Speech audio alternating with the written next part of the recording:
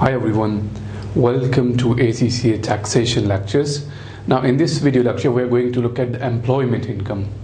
We have so far covered our basic income tax. Now when we made the income tax pro forma, I told you that we will look into the details of each and every thing which we have listed in the income tax pro forma. Like property income, say for example, was part of the income tax pro forma. We looked at the details of the property income. Likewise, we also looked at the interest income and the dividend income as well. Now we are going to look at the employment income, and then there is a separate chapter on employment income. Alright? Now employment income simply means when you are doing an employment contract with your boss or the company, then of course they are going to pay you some benefits, salary and bonus. Alright? Now we will add all of those things which you are getting as part of your employment, and then we will say that this is the amount which will go to the income tax pro forma, and when we put that into the income tax pro forma, it will go into the non-savings income, and after making the total it will be taxable. Excuse me. Alright, so that's how we calculate the employment income. If you just look at this bit for now, the other bits and pieces are we will see later, but for now excuse me, when we calculate the employment income, first of all we take the salary. So whatever the salary you are getting from your employment contract, we will take that. If they're paying you any sort of bonus, right, so we will take that bonus as well. Now we will take the bonus in the year when you are being entitled or when you are being paid. So it will tell you in the question that the bonus was paid in this tax year. Then of course we will add the bonus as well. Then is benefits. So the employer will be giving you lots of different kinds of benefits. I mean, he might not be giving all kinds of benefits which we will study, but you might face them while you are practicing. After qualifying ACCA, you might see different kinds of benefit with the different clients. So that's why we will study different kinds of benefits which you might face in your real world, and chances are you will see them in the exam hall as well. Alright, so most of our time in employment income we will be spending on the benefits. There isn't anything else which needs much attention as far as employment income is concerned, apart from these benefits. Alright, so we will be spending a lot of our time on the benefits, because almost there are, I think, 42, if I'm not wrong, there are 42 different benefits which we will study. Alright, most of them are very, very easy. Some of them are important as far as exam is concerned, and some are less important, does not need much attention. But you have to memorize all of those, at least the rules bit. You have to memorize the rules of all of them in order to score good marks in employment income and eventually in income tax, because employment income is part of the income tax. Alright, so we'll add the benefits as well. So whatever the benefits are given to you, if you've been given any car, if you've been given any loan, likewise there could be different sorts of benefits. So we'll list down all of the benefits and we'll add that into this as well. Sometimes what happens is that you pay towards the benefits as well. Say for example, if your boss has asked you that I will buy you a BMW, the newest model which is in the market, I will buy you that car because you like that car. So boss said that I will give you that car, but you then propose to your boss that I don't like the BMW, I'm a fan of Mercedes. Then what you can do is your boss say, alright, okay, if you want the Mercedes, how much is it? You say it is £30,000. Your boss says, alright, okay, if it is £30,000, I can only pay you £20,000 towards that car. Rest of the amount you have to pay. Alright, now that car which you're going to buy will cost you £30,000. Alright, so that is the value of the benefit is £30,000. How much you are contributing towards the benefit? You are contributing £10,000 towards the benefit. So amount which you are contributing towards the benefit, that will be deducted. I've just given you an example of the car. It could be in many different ways. So whatever thing you like, employer is giving you as a benefit, but sometimes employers say I cannot pay the full price, some portion you have to pay as an employee.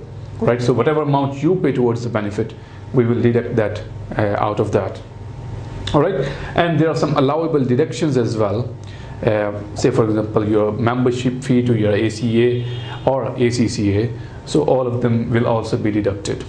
All right, so after doing these adjustments, whatever the net balance is going to be, that is our employment income, and this figure, the final figure, will go into our income tax pro forma. Now this bit looks very simpler here, but is quite complicated, because some of the benefits are quite complicated and it needs a lot of time doing the calculations. All right, so we will see all of the benefits in details. Anyway, if you could please move to your lecture notes of employment income, please. Now excuse me, this lecture is exactly the same in F6 and P6. Now I am using F6 lecture notes. I'm using F6 lecture notes to cover this video lecture. If you are a student of P6 and watching this lecture, then don't worry, you will find exactly the same stuff in your P6 notes as well. Page numbers might be different, but material is exactly the same. So just follow this lecture and read through your notes. All right, as far as F6 is concerned, not a problem, because we are using the F6 notes anyway. I'm talking about the P6 students. So if you are a P6 student, don't worry. If you think, I am studying, I am going through the F6 notes, so don't worry, because material is exactly the same. You'll find the same stuff in your P6 notes as well. All right, so after completing this video lecture, you can go through your notes. Whether you are F6 student or P6 student, you will find the same stuff in your lecture notes. All right, so as you can look at your video screen now, I've already shared the video screen with you. It is employment income, and it tells you straight away the same stuff which I have told you, that we will take the salary first, then we will add bonus into it, then we will add then we will add benefits. Whatever benefits we are receiving, we will add them. Then we will deduct whatever we have paid as an employee for the benefits, and we will also deduct the allowable deductions. After that, it says that amount of bonus is taxed in the tax year in which employee becomes entitled or either paid for bonus. So whatever tax year you are being entitled or paid, we will tax in that specific year. Right, so that's it for bonus. And then the benefits start and list goes on and on, because there are, as I said, many kinds of benefits as far as your exam is concerned. Right, so first of all, it says vouchers. Employer can give you lots of vouchers. They can give you credit tokens, credit cards, cash vouchers, credit vouchers, sometimes vouchers to be presented in the restaurants. So whatever a voucher you are receiving, that will be a taxable benefit, and it will be added in your benefit section. Whatever the cost of employer is, you will add that into your benefits, and that will be taxable. All right. After that, it says accommodation. We will see accommodation on the board in a while. Just leave it for now, please. And then after that, it says whatever accommodation you have been given, expenses connected with the living accommodation. So whatever expenses are connected, let's say for example lighting, cooling and heating, so as part of your accommodation, whatever expenses are incurred in that accommodation, all amount paid by employer is taxable. So if your employer is paying towards your electricity, gas, and the heating and cooling system, so all amount will be taxable. Expenses reimbursed by employer when employee is away from home. Now if you are required to go to Edinburgh office from London, say for example if it is part of your job to go from London to Edinburgh as part of your job, then a day allowance will be given to you, daily allowance. So if you have been given £5, that will be exempt if you're going from London to Edinburgh. If you have been given £5 a day, that will be exempt. If you have been given more than £5, then the whole amount is going to be taxable. Now that is, I'm talking about when you're going from London to Edinburgh, which means you are within this same country, you are within UK. If you're outside UK, then £10 is exempt, and if it exceeds, then the whole amount is going to be taxable. Right, and on the next page, if you see, the scholarships are given. Scholarships to employee or family member of employee are taxable. Basically, this chapter is a self-study chapter. There isn't much explanation needed in this chapter, apart from few benefits which I've listed on the board.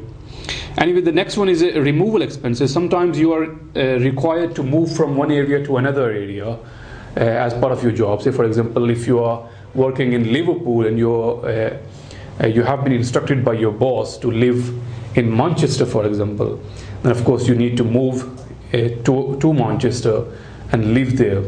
And as part of as part of your job, because you are required to move to Manchester from Liverpool, so you will move your stuff there and you will make your living there. Now, up to £8,000 is exempt towards the moving expenses, and if it exceeds, then it is going to be taxable. All right, so up to £8,000 is exempt, and if you exceed that amount, then excess is going to be taxable. All right, so these are relocation expenses or removal expenses when you are required to move from one area to another, area. Right, then after that it says medical insurance premiums. If employee is outside UK for the performance of duties, then it's exempt. However, if you are within UK, then it will be taxable on the cost to the employer. Next one is cars. Just leave cars for now as well. It is given on the board. Sometimes the fuel for car is also provided, so we'll see that as well when we move to our board.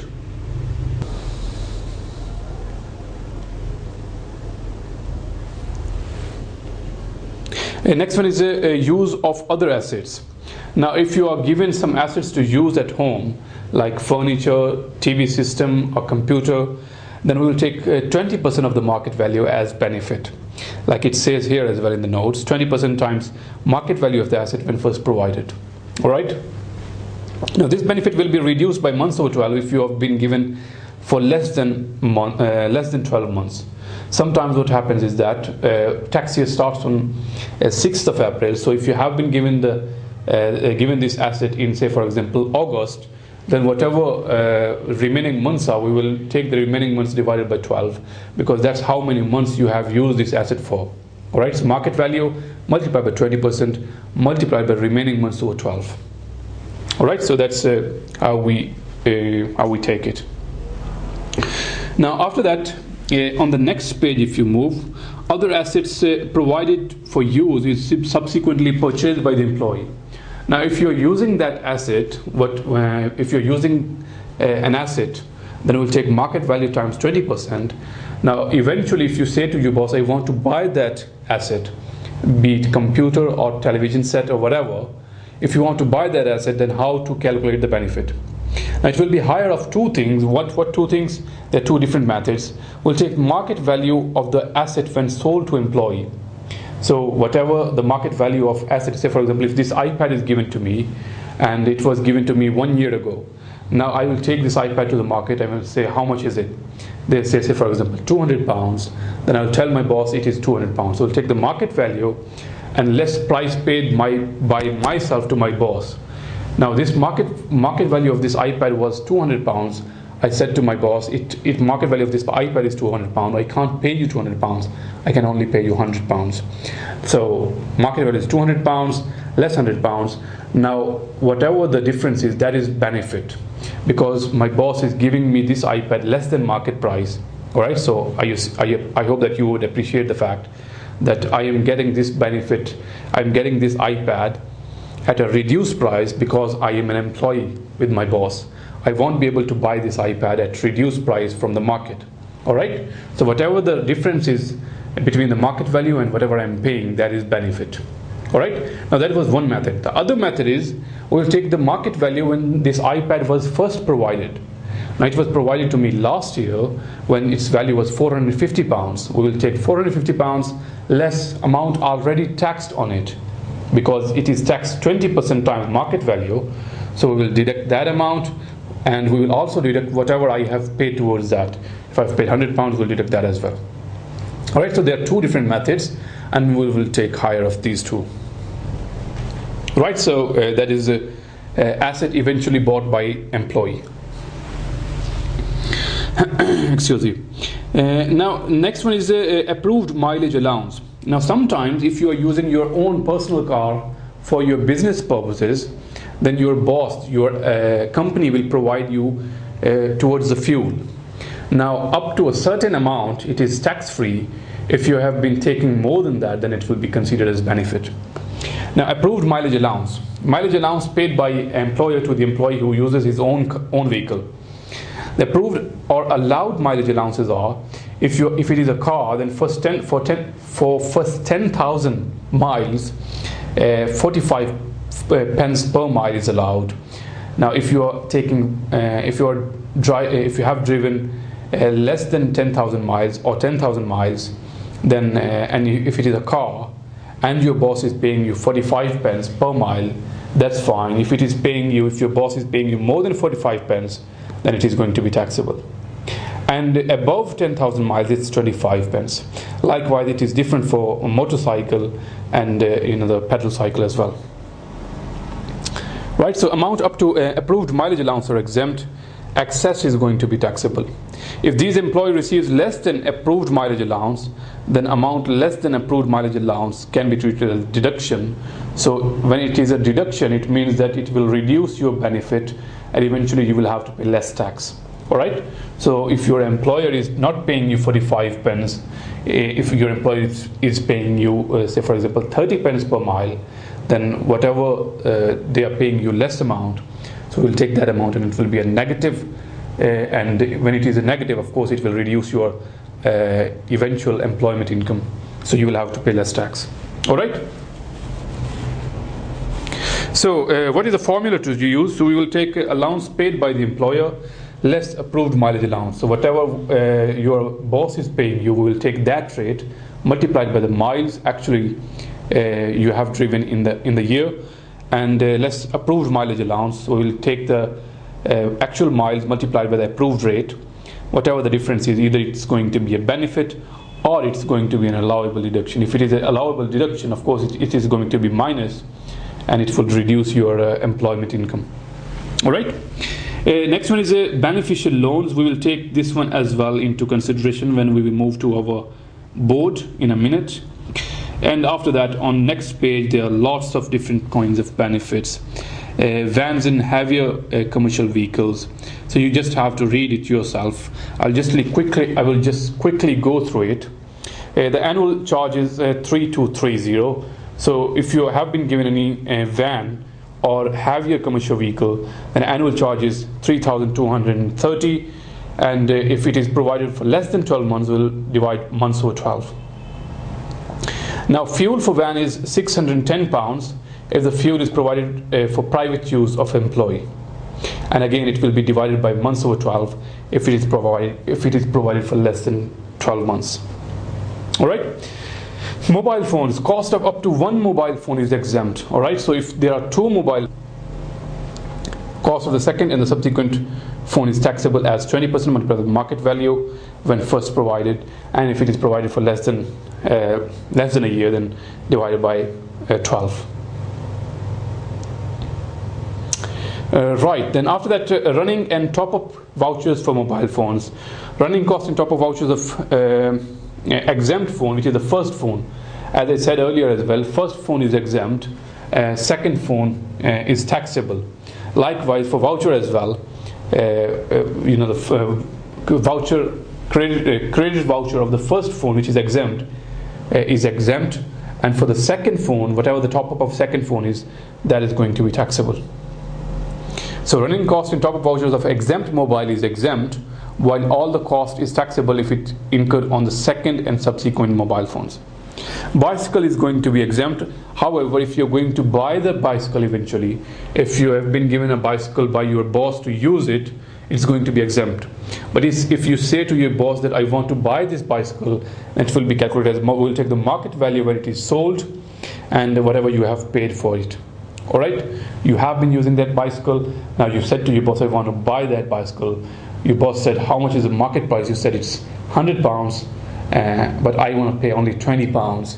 Then boss said, that's fine. 100 minus 20, £80 is the benefit.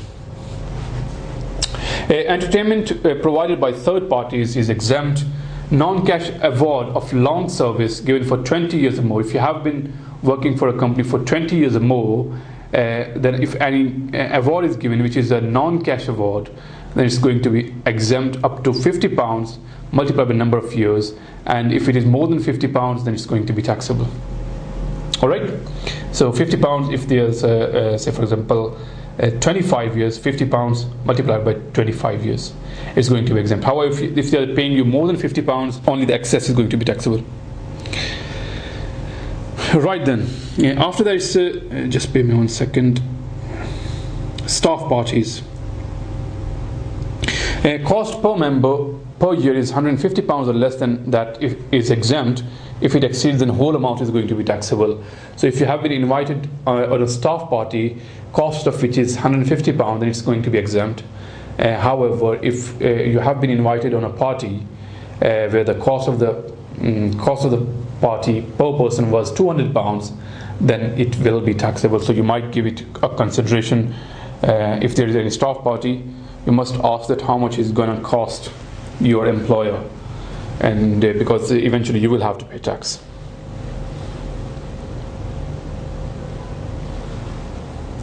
Right then, after that it's staff suggestion schemes. Sometimes that if staff is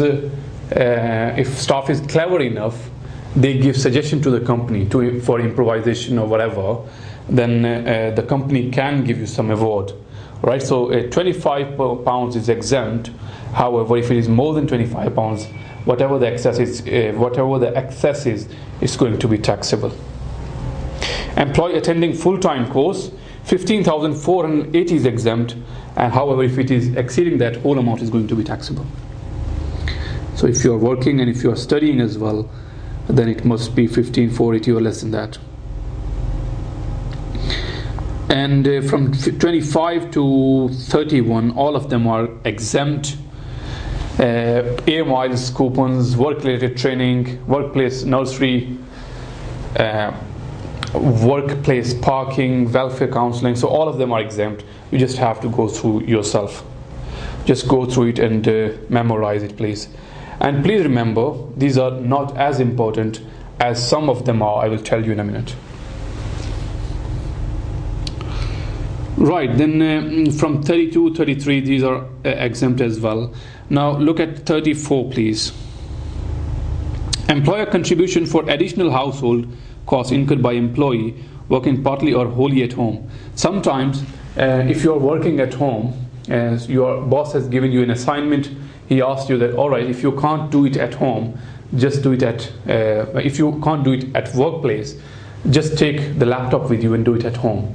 Now, of course, if you are working at home, you are using heating system as well, you're using lighting as well, you might be using internet as well, just specifically for that job. So whatever the cost of that is, although it is the household cost, but you are incurring this household extra cost just because of that job. So if your boss is giving you anything towards that, that is going to be exempt. All right. Now, childcare allowance. Now, childcare allowance is also given given to you as an employee sometimes by your employer, and then it depends that if you're a basic rate taxpayer, higher rate, or the additional rate taxpayer, then the exempt amount is different. Now, if you're a basic rate taxpayer, excuse me, up to £55 per week is exempt, and if it is exceeding that amount, it's going to be taxable. Likewise, for higher rate, it's £28 multiplied by number of weeks, it's exempt, and excess is going to be taxable. And for additional rate, it's £25. All right. Transport overnight cost, where public transport is disrupted by industrial action, is going to be exempt. Gift of goods from third parties, £250, or if it is less than that, it's going to be exempt. If it exceeds, whole amount is going to be taxable. And then eye care tests are exempt. Trivial benefits exempt up to £50 per employee is exempt, not for cash or cash vouchers. All right, so it must be non-cash. All right. And then after that, medical treatment of doctor's prescription or recommendation, if it's £500 or less than that, it's going to be exempt. However, if it is exceeding that amount, whole amount is going to be taxable. Number 41 is important. Please mark it as important. Now we have studied lots of different rules so far. If something pops up which you haven't seen in this list, if you see any kind of benefit which is not listed in this list and you have been given that in the exam, say for example benefit of this marker sort of benefit which you haven't seen in this list, if that comes in your exam, then you will apply this rule number 41. Alright, taxable amount of benefit will be cost to the employer, alright, so which will be given to you in the exam. So 41 is important. After reading all of these 41 different benefits, if you determine that in the exam some other benefit is given which is not listed in here, then this rule number 41 will be applicable and cost to the employer will be the benefit. Alright, so that was list of our some benefits. Apart from that, I have listed some of them on the board as well, like here car benefit. Now sometimes a car is provided to you by your boss. It depends on if it is a diesel power car or it is a petrol car. Alright, now if it is a diesel car, then the treatment is a little different than the petrol car. Alright, now how to calculate the benefit of the car? Just look at the board now please. I have cancelled the screen. I've already cancelled the shared screen, so you can look at the board. Right, so first of all we'll take the list price of the car. Now this list price will be the market price. It will be given to you in the question. Right, so we will take the list price of the car, and if you have paid anything towards the car, we will deduct that out of it. Capital contribution means amount paid by yourself, alright, towards the car. However, please be careful that we can only deduct capital contribution of £5,000, maximum of £5,000. So if the car price is £20,000, you have paid £10,000 towards the car. Maximum you can deduct here is in capital contribution, although you actually paid £10,000 towards the car, but you can only deduct £5,000. Alright, so we'll take list price less capital contribution up to maximum of £5,000, and then we will have to multiply with a percentage. Now what would be that percentage? We'll take 18%. Now that 18% is the standard percentage, and then we'll add something into it. It depends on which car is it. Alright, now if the car is emitting more CO2 emissions in the environment, so if the car is not environment friendly, then there will be more tax. Alright, then it will be considered as a more benefit. However, if the car is environment friendly, if it is emitting less emissions towards the environment, if it is environment friendly, then the benefit is going to be low. Alright, it will tell us in the question how many CO2 emissions it is emitting in the environment, and then we will put them here, actual grams per kilometer. Now if actual grams per kilometer are 150, say for example, we will take 150 less 95 grams divided by 5. Alright, then we will add this 3% if it is a diesel car. Alright, as I said, the treatment for diesel and the petrol car is different. So if it is a diesel car, we will add 3% into it, multiply by months or 12. Sometimes the car is provided you for less than 12 months. If the car is provided, say for example, for 6 months, we will take 6 over 12 here. Alright, so if it is provided for less than 12 months, we will take like that. Right, now say for example, if the list price of the car was £20,000, we'll take £20,000 less. You paid £10,000, but I can only deduct £5,000 maximum. Multiplied by 18% plus what was the actual emission? Actual emissions was, say for example, 150 less 95 divided by 5 plus 3. So this answer is going to be in the percentage. Now whatever this percentage is, it can go to maximum of 37%. Sometimes this percentage is more than 37%, but we have to restrict ourselves to this 37%. Alright, so maximum it is going to be 37%. Right, and do not forget, if it is a diesel car, we'll have to add 3% into it. This 3% is only for diesel car. If it is petrol car, there won't be this 3% into it. Right? Now sometimes the fuel for car is also provided. If the fuel for car is provided, then we will take standard 22,600 multiplied by the percentage. Which percentage? Which we have determined from this formula. So that percentage will also apply here, but this 22,600 will be exactly the same. Alright, this 22,600 will be exactly the same, but this percentage is going to be whatever we have determined from this here. Right? So that's how we calculate the car benefit. Although there is a little difference, this 18% will be different. It depends on how many emissions the car, how many CO2 emissions the car is emitting. Now it is given to us in the lecture notes. If you see under the car benefit section, it is going to be not 18%, it is going to be 9% if car emits 50 grams per kilometer CO2 emissions or less than that. If it emits 51 to 75, it's going to be 13% here. And if it emits 76 to 94, then it's going to be 17%. However, if it is more than 95, then it's going to be 18%. Now this information is already given to you in the lecture notes under the cars section. Alright, so if you open your notes in the cars section, car benefit section, this information is given. So this 18% will only be applicable when the car emits more than 95 grams. Excuse me. Alright, if it is less than 95 grams per kilometer, then of course it's not going to be 18%, it's going to be either 9%, 13 or 17%. Right? Right, so that's it for car benefit. I don't think there is anything else towards the car. Right, and after that was the benefit of the car. Next benefit is beneficial loan. Now these benefits which I have listed here, I have omitted while reading through the notes.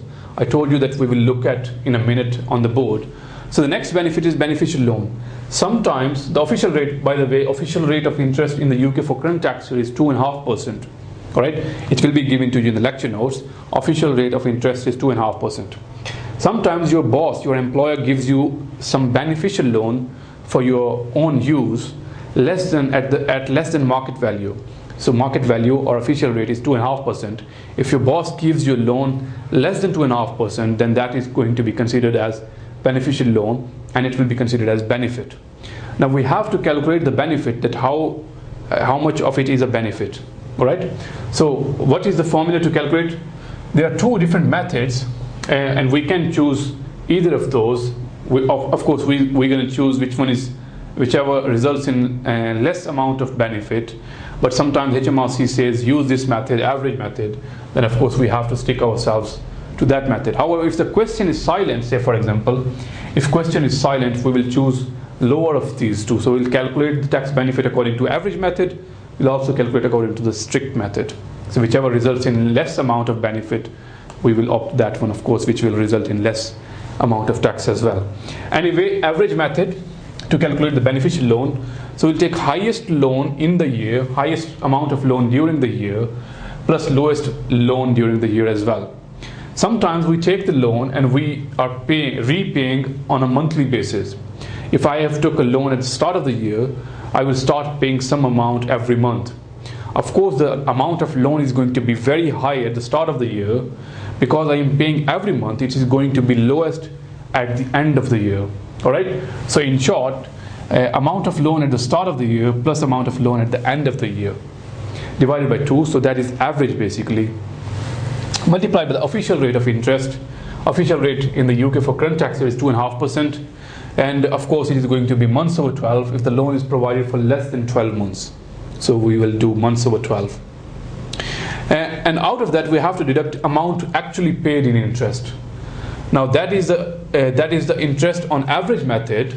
That is the interest on average method or at official rate. Now amount actually paid will be deducted out of that. So that will be our average method, benefit according to our average method. Our second method is strict method. Now strict method means we must be strict according to the months. So we will calculate the interest every month. So how much was the outstanding in January? What was the annual rate? We'll calculate the interest. How much was the outstanding at Feb? How much we actually paid? How much was the outstanding in March at the official rate? Likewise, we will check every month, and that's why it is called strict method. All right. So balance of loan in months multiplied by months over 12 if it is provided for less than a year, and multiplied by official rate of interest. We will deduct how much we actually paid out of that, and it will be a result of our strict method. If the exam question is silent, as I said earlier as well, we will choose the lowest of these two. All right. So that was our beneficial loan. Next one is accommodation. Now, accommodation could be provided in three different ways.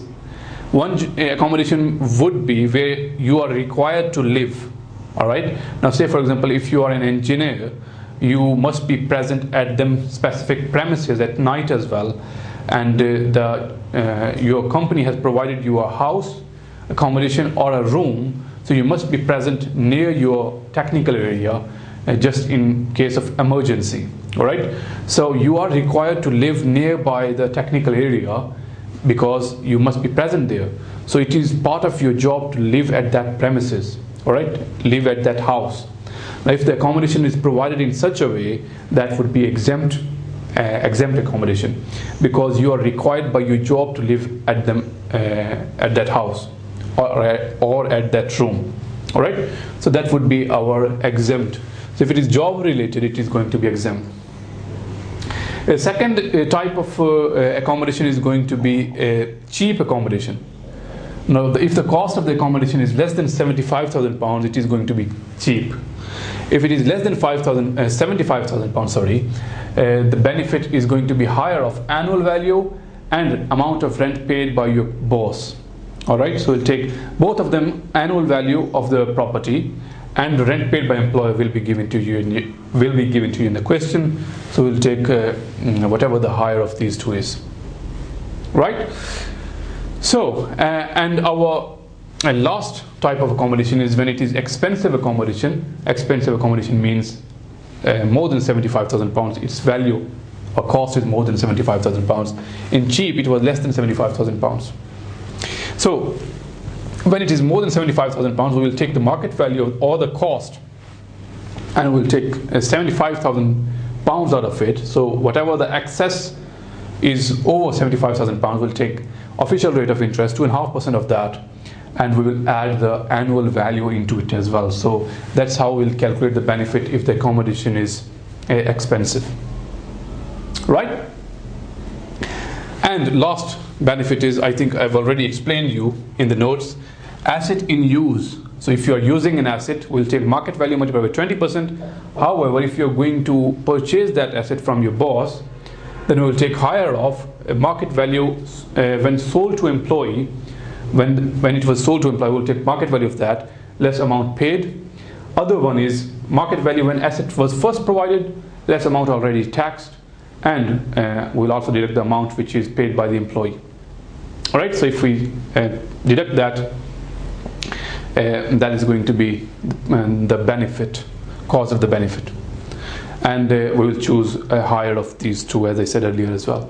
So these are some of the benefits which are given to you in the lecture notes, but I thought I should explain you in details because they are important. Now these are the ones which are very, very important as far as your exam is concerned, be it F6 or P6. These are important, and some of them I have already told you while reading the notes.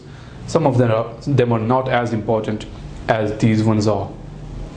Now, as far as this beneficial loan is concerned, if the amount of beneficial loan is less than £10,000, if you have taken a loan which is less than £10,000, then it is going to be exempt anyway. So you do not need to calculate the benefit according to average or the strict method. It is going to be exempt straight away.